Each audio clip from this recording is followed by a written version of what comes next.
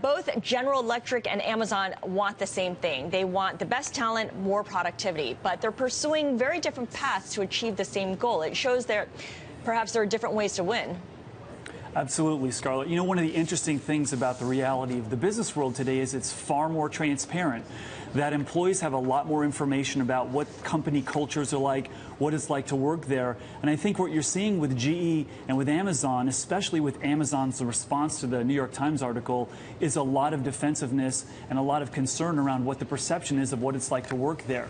Similarly, I think GE changed their ways because they're finding that old world performance review tactics just are not resonating in a fast-paced business environment where you're trying to create a great culture where people are doing their best work.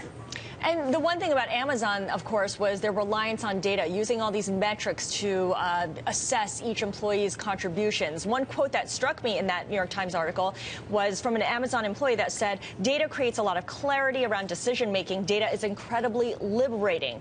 Steve, when does relying on data not work? In what ways might data mislead employers? Well, how can data measure something like passion? How can it measure something like motivation? I mean, data is a good informative resource to use, I think, when you're looking at performance and looking at people, but data doesn't necessarily measure trust. And those are really important things today that I think especially the younger generation's looking for in choosing a top-notch employer is, do I feel like my contribution matters? Do I feel like I'm being listened to? And some of the old ways that have been used before aren't necessarily working today, which I think is really, really interesting. It's putting pressure on some of these big name companies. And Amazon, the spotlight's on them now, the biggest market cap in the world. So people want to see, what are you guys doing and how are you doing it? And is there something other people can learn? And I think there's a lot of people that have different perspectives on that story and that experience of what it's like to work there. You know, I thought it was interesting that you said transparency is one thing that is the common thread between what Amazon and GE are doing. It sounds like more transparency would be good, but does it lead to more job satisfaction on the employee's part and better job retention, employee retention on the employer's part? You know, I think that's such a great question, and I've given this a tremendous amount of thought. I work with a lot of organizations around the world, and it should follow that if the employers and employees both have more information about each other, that they should make better decisions around their job satisfaction, finding the right employee or finding the right employer.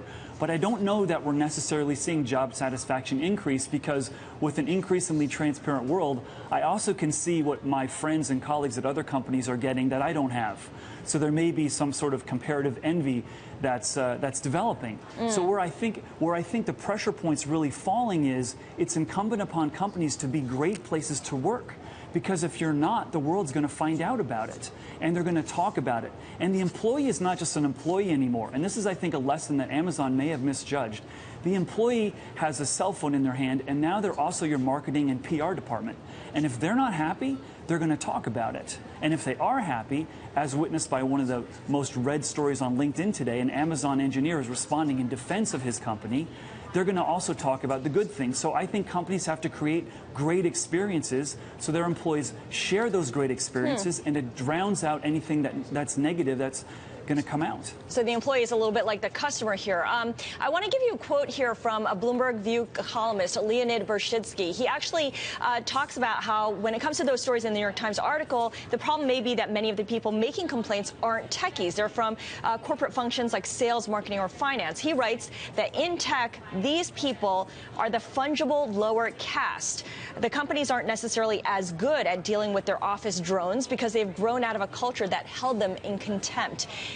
Steve, is it fair to quantify everyone's contributions in the same way? I mean, software developers and coders are clearly the stars of the new economy, and it's easier to measure their contributions, their passion, their productivity than it would be for someone in finance, in HR, or in one of the more support roles.